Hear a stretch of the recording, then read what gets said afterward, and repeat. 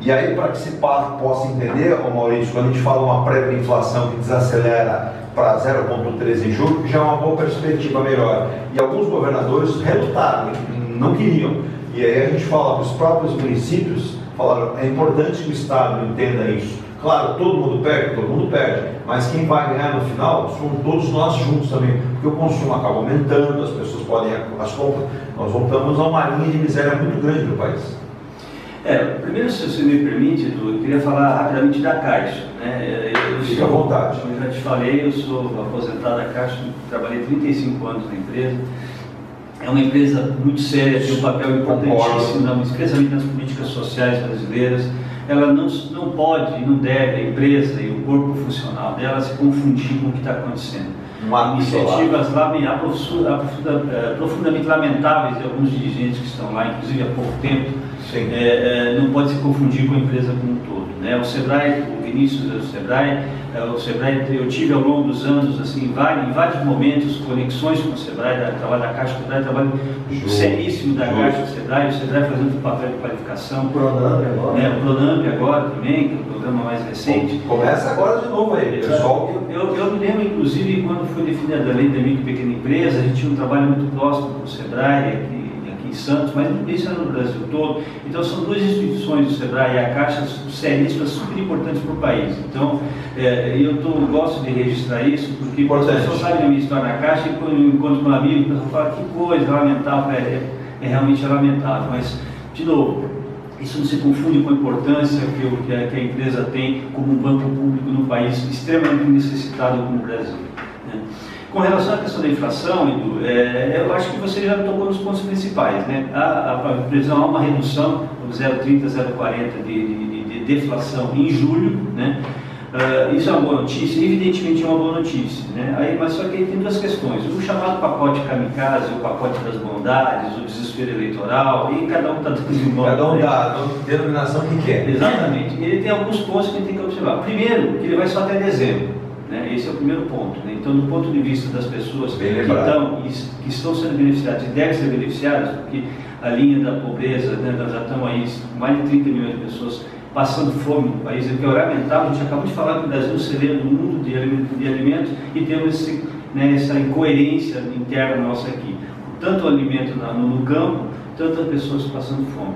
Mas, de qualquer maneira, assim, a inflação reduzir é um bom negócio, porém, a questão é que o que o mercado está dizendo? Isso deve ocorrer aí talvez por 2 meses, 3 no máximo, que nem chegue a essa deflação. Depois ela tende a voltar a aumentar. Por que esse pacote ele tem um efeito até o final do ano, e acaba comprometendo, tanto que o governo bloqueou no orçamento, tinha bloqueado 6, agora está bloqueando mais 6, está com mais de 12 bilhões bloqueados no orçamento. Por quê? Ele, de um lado, dando esse pacote chamado pacote kamikaze e tal, ele precisa bloquear o orçamento aqui, porque senão ele está afetando a lei aí da questão do teto de gastos, que define que você não pode aumentar o teto de gastos superior à inflação que teve no ano anterior. Então esse é um problema, a questão do curto prazo, o benefício de curto prazo até o final do ano, e de ter os impactos na economia em termos de inflação. Quer dizer, vai reduzir agora, mas não tem muita ilusão nesse sentido. Daqui a 1, 2, 3 meses vai voltar a aumentar. E agora, essa semana a gente teve uma outra notícia aí de que o governo, justamente prevendo que não vai ter dinheiro para pagar isso, está pedindo antecipação dos dividendos que o governo tem direito em empresas como o Banco do Brasil, Caixa Econômica, BNDES e... Vou até dar notícia isso que você está falando. Para bancar auxílios, o governo pede que as estatais antecipem os dividendos. Para elas, Banco do Brasil, Caixa Econômica, Petrobras e BNDES. Exatamente. Então, ou seja, isso significa dizer o seguinte: dividendos que o governo teria direito só em 2023, ele está pedindo para antecipar agora. Isso. O que acontece? Certamente vai ser mais um impacto nas contas de 2023. Quer dizer, o novo presidente que assumir, seja ele quem for, vai ter mais esse furo no caixa lá na frente. Então, indo direto ao ponto, não dá para ser muito otimista com a economia brasileira nos próximos tempos. Eu vejo isso, e ao mesmo tempo que a gente tem esse problema de uma certa recessão em outros países do mundo também. Por exemplo, nos últimos dias nós tivemos aí ontem a variação do dólar despecando 2,35% e fechou a 5,37. você fala assim, para quem tem a dívida que paga em dólar é bom, mas para quem exporta não é tão bom porque cai o valor. Mesmo assim, o Brasil ainda tem uma situação nesse sentido até confortável. Quando a gente fala do agronegócio, o Brasil é um país só tem um perigo que a gente vai analisar aqui, por isso é importante também o Vinícius mostrar para você, você que quer empreender, você que de repente tem uma chácara, um sítio lá no Vale do Ribeiro, fala assim, pô, vou fazer lá uma horta, vou começar a comercializar isso, vou ganhar um dinheiro, mas vou ajudar a população. Por quê? Eu lia um artigo e fui procurar especialistas. O Brasil, quando tem essa queda de produção, ela é muito grande nesse momento. Nós tivemos um acordo na última semana entre Ucrânia e União Soviética, e Rússia, União Soviética na Rússia, para liberar a passagem do agronegócio lá, o grãos e uma série de produtos da Ucrânia pelos portos dela mesma, né? Mas como eles estão bloqueados pela Rússia, o que vai dar um pequeno refresco. Mas, por exemplo, produtores como França, que é um produtor grande, está sofrendo com queimada, e a Europa como um todo também. O Brasil vende mais disso, a gente vende mais. Porém, olha o nosso risco. Hoje a gente tem aqui alimentos que sobem e descem, para a gangorra. Você tem o preço que subiu muito, por exemplo, do leite, dos derivados do leite, da carne, e aí você tem isso. E aí alguns especialistas do Brasil alertavam, viu? O Maurício sabe muito bem disso, já trabalhou com uma instituição como a Caixa Econômica. Quando o Brasil exporta muito, vende muito, a nossa carteira aumenta, porém o produto interno aumenta, porque ele é menor, a quantidade é menor, né? Por isso é importante produzir efeito, né, Vinícius? Fazer com que mais pessoas voltem para o agronegócio, entrem. Eu observava no interior de São Paulo, fazendas que eram historicamente ligadas ao suco de laranja. Deixa eu aproveitar, não vai estar assistindo com certeza, mas se alguém souber pode mandar para ele. Eu tive a oportunidade de fazer uma entrevista com o Emerson Fittipaldi há uns anos atrás, uma entrevista maravilhosa, deliciosa. E ele virou e falou assim, Eduardo, pensa num piloto, que era até bom de direção, até ganhou algumas corridas, né? Mas se meteu a plantar laranja, não podia dar certo, né? Ele dando o caso dele mesmo, e ele se autopunindo. E aí ele foi escorraçado por parte da imprensa, vocês devem lembrar que ele estava devendo para todo mundo, que também não era verdade, mas ele falou, Eduardo, eu como não tinha conhecimento técnico, não sabia fazer gestão do negócio, quebrei a minha cara e afundei a fazenda. E aí, conversando até com ele, depois com outras pessoas que ele estava no seu escritório, em São Paulo, lá em Rebouças, e ele dizia assim, eu podia ter migrado de suco de laranja para outros produtos, para açúcar, uma série de coisas, e eu não tinha essa visão. Por isso é importante, né, Vinícius, ter a visão de fazer a gestão disso. O Maurício está aqui que pode até ajudar. Muitas vezes a pessoa tem um recurso para iniciar, ele consegue uma linha de crédito, mas ele vai se perder no meio do caminho, né, Vinícius? É importante você estar preparado, né, e buscar conhecimento no lugar certo. Esse pessoal do rural, né, do agronegócio, é legal ele estar sempre parceiro do Sebrae, né, acompanhando enquanto estiver fazendo essa mentoria com a gente, né, com os agentes de inovação, porque existem várias rodadas de negócio, isso é muito legal que o Sebrae promove, né, entre os empresários. Então, por exemplo, se o Emerson tivesse participado de uma dessas rodadas, ele provavelmente teria conhecido algum empresário, alguém que tivesse esse mesmo problema que ele teve, ou se estivesse passando igual, ele falou assim, pô, vamos tentar subir, vamos tentar... Sabe os maiores erros, Vinícius, que ele comentou, eu lembrei agora, perdão, te interromper, ele falou, Eduardo, eu voltei a minha produção para um único comprador, e esse comprador um dia quebrou lá fora e eu quebrei junto com ele. Importante que o Sebrae também diversifique a sua produção e atenda uma maior gama de clientes. Uma das vertentes que a gente coloca, né, para as empresas mais aqui na parte de comércio é isso, tentar aumentar o engajamento e a fortificação da marca, né? Então você tem cada vez mais clientes, mais empresários, assim, de acordo com você, fazendo network, fazendo parceria. Então, por exemplo, às vezes fazendo alguma promoção para parceiros. Então, se o cara é seu parceiro, não tem por que você querer ganhar em cima dele, né? Ele vai te trazer um retorno lá na frente. Diversificar isso, talvez fazer um engajamento através das redes sociais, mídias sociais. O Sebrae também, você comentou muito bem na parte da indústria, tem um programa junto do Sistema S com o Senai, que está nascendo agora, em julho para agosto, que é a Transformação Digital Indústria 4.0. Então, digitalizando toda a indústria, então também se você tiver uma pequena indústria, um pequeno comércio que já se caracteriza como indústria no CNPJ, dá para tentar... Eu vou pedir a tua ajuda agora, que as pessoas... Foi bem lembrado agora, você falou, lembrei. A gente teve aí mais de 100 pessoas perguntando. Elas não entendem e ele vai explicar. Primeiro, o que é o Sistema S? As pessoas não sabem, por favor. O Sistema S, ele vem dentro das grandes e médias empresas, né, que pagam aquele incentivo de imposto, e vai para desenvolver as pequenas e médias empresas. Entra muito na lei da pequena e microempresa que o nosso amigo comentou, e ele vem para proporcionar esse crescimento. Então, vem dentro do sistema tem o Senai, o SESI, o Sebrae, e todos voltados para melhorar tanto o meio, o microempreendedor, o pequeno empreendedor, dentro da parte de capacitação, estruturação de negócio.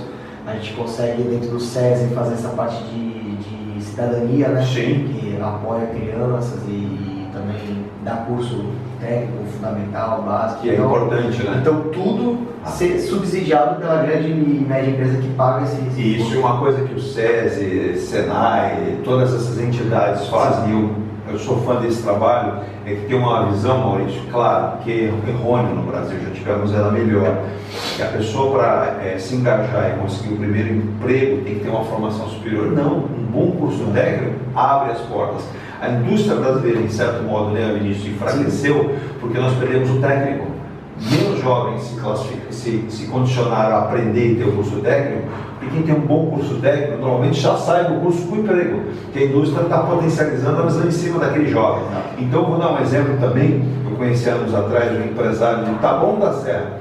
Ele inventou, usando material reciclado, fazendo lá tampas de bateria para carros, uma série de coisas, né? E ele foi crescendo de um galpãozinho, ele virou um galpãozão, foi para Guarulhos, e hoje esse empresário não está mais no Brasil. Esse empresário foi para os Estados Unidos, está na Califórnia, no Vale do Silício. Por quê? Ele teve a expertise, teve a ajuda do Sebrae, que eu me recordo, eu era repórter de futebol, ele é torcedor do Santos, louco pelo Santos, tive a oportunidade de mandar uma camisa do Pelé autografada para ele, e ele dizia: o futuro vem com os carros elétricos. E carro elétrico tem muita parte plástica, e serão feitas em invólucros de plástico. E os chineses vão dominar isso, mas tem itens que os chineses fabricam e outros eles deixam um pouco mais a desejar. E se eu me esmerar, fábricas como o BMW, o Porsche, não querem um produto mal acabado. E esse cara teve essa visão. Hoje ele está lá nos Estados Unidos, milionário, o merecimento dele. E eu li um artigo recentemente dele, uma revista norte-americana desse segmento, até mandar um abraço para o Ricardo Amorim, que está na Califórnia também, trabalha nessa área, dizendo: quantos brasileiros têm potencial, mas não veem isso, eles não conseguem enxergar. E aí fala assim: o Sebrae não é só para quem é rico não, meu gente, pelo contrário.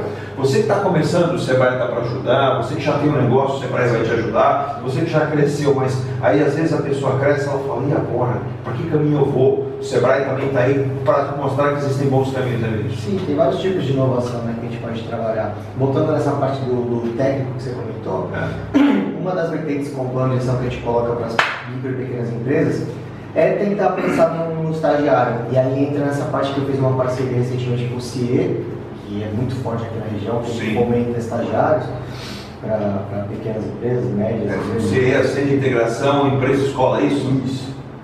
E aí o que acontece? Eles estão buscando estagiários nos cursos técnicos, então eles já estão saindo do mercado antes de se formar. Mal formou?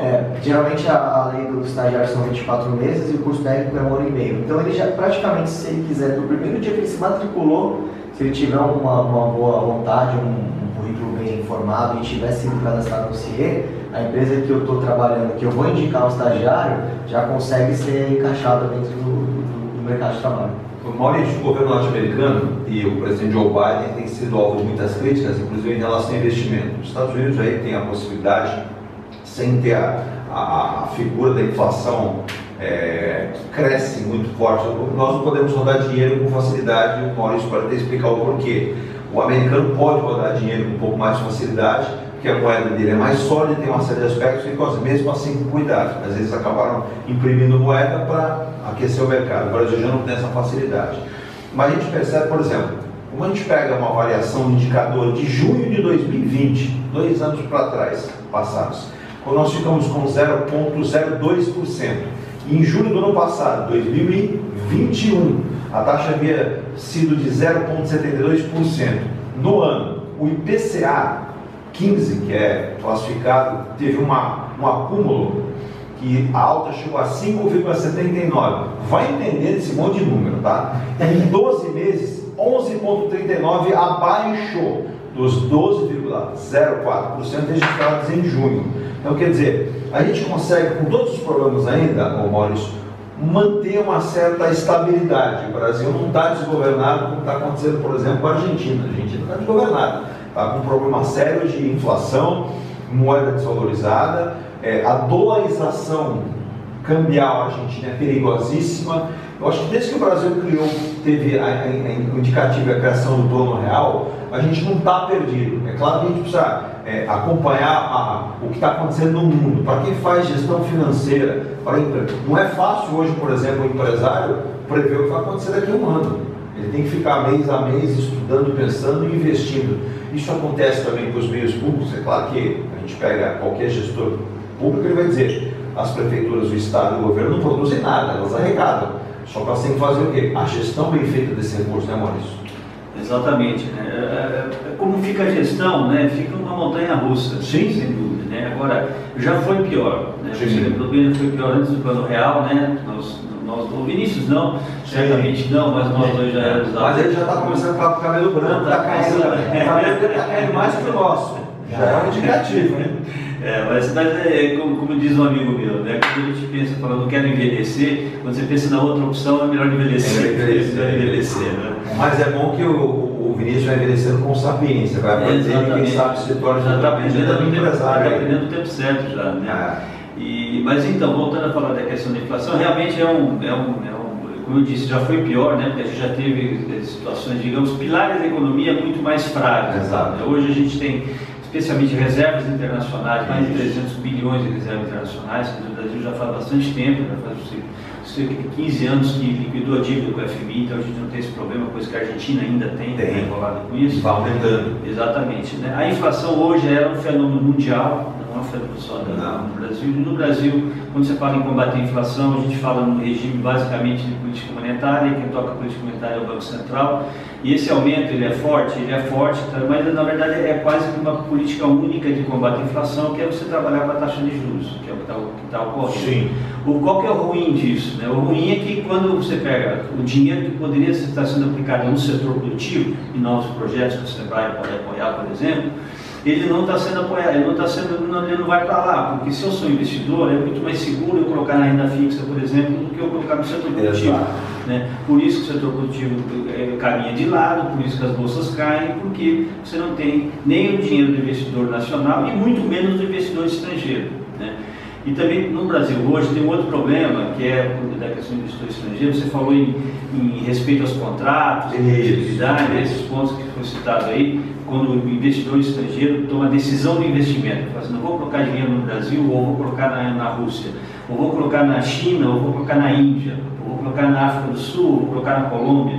Eu estou falando de um país especificamente que a gente pode considerar a economia emergente. Exato. Então ele chega e fala, qual é a situação fiscal do Brasil? Ela está preocupante e tende a piorar, né, em relação a contas do governo principalmente.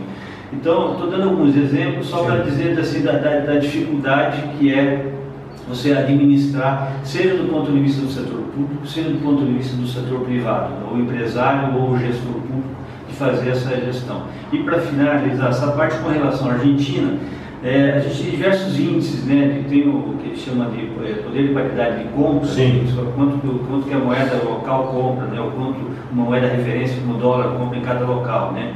Eu vi um levantamento esses dias sobre o índice Big Mac, né? Tem um índice que é chamado índice Big Mac, né? Quanto custa um Big Mac no país? Exato.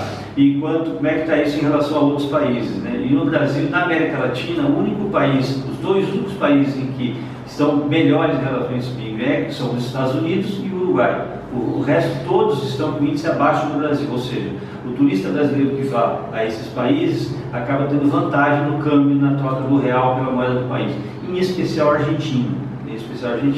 E a Argentina realmente é uma pena, é um país belíssimo, eu gosto muito, não tenho nenhum problema com os argentinos, adoro a Argentina. Tem um projeto deles que eu adoraria ver em Santos, que é o Porto Madeiro. Porto Madeiro. Seria fantástico nós termos aqui. Exatamente. Então é realmente uma pena que ocorra isso, né? Porque a inflação que já está nos últimos 12 meses já está em 65%, dizem que fecha o ano por 90%, quer dizer, é um caminho de hiperinflação mesmo, muito, muito difícil. Te assusta essa notícia? Brasil, Chile e Colômbia são os mais afetados pós-queda nas commodities. Na América Latina, que lidera essas perdas entre os emergentes, passado o boom das exportações. A gente teve aquele boom, já não temos mais, agora é a necessidade. Só que Brasil, Chile e Colômbia estão ficando... O Chile está vivendo um momento difícil também. A Colômbia, que na América Latina vinha sendo o país em destaque, ainda segue assim, mas menos conforto, ela está menos confortável com isso. E são países pequenos, perto do Brasil. Mas é uma preocupação, até quando a gente fala em commodity, o brasileiro hoje ele identifica muito a questão do agronegócio, mas a gente não pode ser só uma fazenda. A gente tem que trabalhar com outros artigos e com outros negócios. Essa questão do agronegócio, da dependência do agronegócio, ela é muito interessante, ela é muito rica, porque o Brasil é um país que começou a se industrializar na década de 40, né? Exato. O governo Vargas, né? O governo Vargas, depois o Juscelino, enfim, todo o processo histórico da chamada substituição das importações naquele momento. E se industrializou muito fortemente com a indústria automobilística, que é o grande símbolo dessa industrialização, mas não é só. A chamada linha branca também começou naquela época, né? Fabricação de máquina de lavagem, geladeira, fogão. Naquele momento, e fogão, e tudo que era muito bens domésticos e tal, né? E até aproveitando o próprio boom americano, né? Que espalhou muito isso pelos países da zona de influência americana. Mas, enfim, todo esse trabalho da industrialização, ele começou, já tem pelo menos 20 anos que a gente entrou no processo de desindustrialização. Você citou isso numa fala agora há pouco, da redução da participação da indústria na economia, que é uma coisa muito ruim. E na criação de emprego, né? E na criação de emprego, exatamente, fundamental, uma coisa está ligada à outra. No caso do agronegócio, eu já disse em linhas dizendo o seguinte: nós não podemos ser só a fazenda do mundo. É isso aí. Né? Por outro lado, tem outras linhas, né, outros economistas que dizem o seguinte: esse é um grande diferencial, porque eu estou falando de algo que se renova. Eu planto, no ano seguinte eu colho, no ano seguinte eu vou plantar de novo, enfim. É algo renovável, né? Tem a tendência, por exemplo, a não ser que problemas climáticos acabem até com isso. Está acontecendo em Europa com muito calor. Exatamente, pode acontecer na questão da produtividade do setor agrícola. Mas, de qualquer maneira, assim, é um setor importantíssimo, né? Para o Brasil, e eu acho que é um setor que está bastante maduro no Brasil, eu acho, né, o agronegócio, como a participação na economia como um todo, e é importante a gente continuar investindo nisso. Para concluir, eu quero assim, nós não temos que ser só a fazenda do mundo, mas também não temos que nos recriminar por ser só essa grande... Você falou de encerrar, mas não vai encerrar ainda não, Maurício, porque você tocou numa séria questão. Quando a gente fala em indústria, nós temos aí, por exemplo, o potencial da Zona Franca de Manaus. Agora teve uma queda muito bruta, várias indústrias deixaram a Zona Franca de Manaus. Existe uma guerra desde a criação, que a criação da Zona Franca de Manaus foi com incentivos fiscais para que se fossem para lá. Então, vários governadores, por exemplo, do estado de São Paulo, na época, até hoje, falam: poxa, você privilegia a Zona Franca em detrimento dos outros estados da União. Mas é claro que, quando a gente fala em potencializar, era esse o incentivo, era essa a visão. Hoje já não consegue se fazer mais. Quando a gente fala em eleição, fala no novo governo, na permanência do atual, muito se pergunta, e a gente sempre tem aquele potencial do que vem pela frente. Então, por exemplo, se perguntar aí para vários economistas ou analistas, eu mesmo pergunto, por exemplo, nosso querido Chagas, Fernando Chagas, a respeito de quem você gostaria de ver no Ministério da Economia. A gente tem o atual ministro Paulo Guedes. Ele é uma pessoa que veio da iniciativa privada, não vou desqualificar, pelo contrário, quem sou eu, mas a gente percebe que ele é um técnico muito voltado para a questão do setor privado. O setor público é muito mais diferente, é amplo, e ele mexe com a vida de todos nós no país. Você teria, o Maurício, na sua visão, porque vamos lá, independentemente de candidato, eu não vou falar o nome de candidato, cada um escolhe quem quiser, vota quem quiser, tá? Você acha que está bom, mantém, você acha que está bom em troca, se não é a polarização de dois nomes, né? Se a gente pegar aqui, por exemplo, não posso muito ficar dando pesquisa, até porque pesquisa é uma coisa também. Você foi pesquisado nisso? Eu tenho sempre brinco com meus colegas. Eu não acredito muito em pesquisa porque eu nunca fui pesquisado e nunca conheço ninguém que tenha sido. Maurício, você foi pesquisado recentemente? Não. Eduardo, você foi? Não. Virgínia, você foi também? Não, e não conhece ninguém. Você tem qualificação de amigos. Exato. Aí é claro que eu não vou desdenhar de institutos sérios, não, tem institutos sérios, mas é muito cuidado com isso, porque pode se transformar em tendenciosa. Mas segundo a pesquisa da FSB-BTG, feita 2 dias atrás, o ex-presidente Lula tem 44% dos votos, Bolsonaro, atual presidente, 31%, e o Ciro Gomes, 9%. Para finalizar, quem aparece com votos ainda, né, intenção de voto, é a Simone Tebet, 2%. Vale lembrar que a Simone Tebet não sabe nem se vai chegar lá, porque há um caldeirão sendo feito com água fervendo, né? E colocar ela lá para frente. Nem começou, né? Nem começou. Então é bom tomar cuidado. Mas, como muito bem nós colocamos aqui, se quiser me entrevistar, não tem problema não. A gente fala que vai voltar, ou não fala também. Né? Sim. Mas é importante frisar. O Vinícius colocou muito bem. Eu nunca fui perguntar, Vinícius não, Maurício não. Então é importante que a gente faça isso também. Eu gosto de contar os fatos. Eu me recordo uma passagem, Maurício, você que tem mais experiência, pessoa muito conhecida na cidade. Você lembra do ex-prefeito Oswaldo Justo? Lembro. O ex-prefeito Oswaldo Justo teve uma eleição para prefeito, que eu fui escalado, estava no grupo Tribuna como repórter. Você vai ficar com o Oswaldo Justo o dia inteiro. Eu falei, eita, nós vamos lá. Então cada repórter pegar um candidato. E eu lembro que o Chico Escala, o seu assessor de comunicação, falou: chega na casa dele 7 horas da manhã, sem problema. Sou lá do quartel que eu trabalho, 7 horas da manhã cheguei lá. Foi muito engraçado. Quando eu adentrei o hall para acessar o apartamento dele, quando abri a porta, ele mesmo abriu a porta. Ele estava de kimono e com uma espada samurai na mão. Eu falei, essa foi a minha última eleição, não vou cobrir mais eleição nenhuma. Mas eu na hora entendi. Ele fazia artes marciais, de manhã levantava já cedo, no café da manhã, muito assim de grãos e coisas saudáveis. Era judoca, eu acho. Era judoca, então. E ele lá, senta aí, menino, vamos conversar um pouco. Aqui devo a sua visita à eleição. Aí ele pegou, abriu o jornal, a Tribuna na época, bravo, e a espada na mesa. Aí eu olhava assim e falava, pô, bonita espada, hein, prefeito?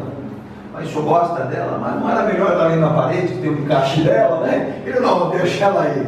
E bravo, puxou a tribuna, porque dava uma pesquisa onde um candidato na época ganhava a eleição, por exemplo, era prefeito até uma ganhar a eleição em primeiro turno, ele nem aparecia na pesquisa, enfim, só para resumir, aquela eleição quem foi eleito foi o prefeito Papa, a Thelma não foi eleita, ele também não foi, mas ficou bravo. E aí eu lembro que ele me encontrou na rua, tá vendo, menino? Tá vendo? Você viu? Você deu voz a mim. Eu peguei o celular, daqueles tijolões, né, da Motorola, eu entrei ao vivo também para a rádio, né, porque ele falou, bom jornalista é isso aí, porque a pesquisa, rasgou o jornal, a pesquisa aqui, e jogou no lixo, falou, isso aqui não é pesquisa não, isso não é sério.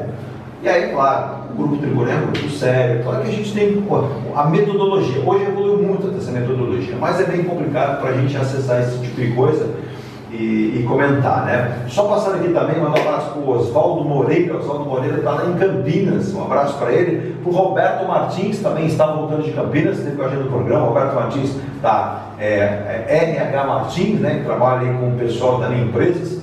E manda aqui, né? IPCA 15, prévia da inflação oficial, e até coloca aqui, né? 1,73 a uma previsão do mercado. Eu não vou ficar trabalhando com previsão, porque depois der errado, a culpa é minha, né? Então deixa quieto. E daqui a pouco o Maurício vai falar, a gente vai encerrar esse bloco aqui, né, Virgínia? E vai para o outro bloco, mas eu quero saber o Fernando Chagas tem lá o nome dele, o Denis Castro tem o nome dele, o Luciano Simões tem o nome dele. Eu quero saber se o Maurício tem alguém que ele gostaria de ver no Ministério da Economia no Brasil. Você tem alguém que você seja... Virgínia, quanto tempo fala para acabar esse bloco aqui? Para a gente passar 1 minuto? Então eu vou fazer um certo charme nesse 1 minuto, o Maurício vai alcançar. Eu vou lembrar você, ó, Ronaldo Hammer, martelinho de ouro. Vem aí, ó, isso aqui vai sumir, vai entrar uma entrevista com ele no visual aqui, ele já autorizou semana passada, a gente conseguiu lá, ele é uma figura fantástica. O Ronaldo Hammer é mestre em martelinho de ouro. Você fala, Edu, mas por que é mestre? Então vamos lá. Ele trabalhou na Alemanha para Porsche, para BMW, para Volkswagen, para Seat, para todas as montadoras. Ele ia lá e pegava lá um pátio inteiro que sofria lá de uma chuva de granizo e não granito, que recentemente eu vi aí um jornal, o repórter colocou chuva de granito. O dia que chover granito, meu amigo, não vai ser só carro amassado, viu? Vai ser muita gente, né? Antes de eu falar um pouquinho mais, Virgínia, põe aí a voz aí falando um pouquinho do Ronaldo. Seu carro amassou?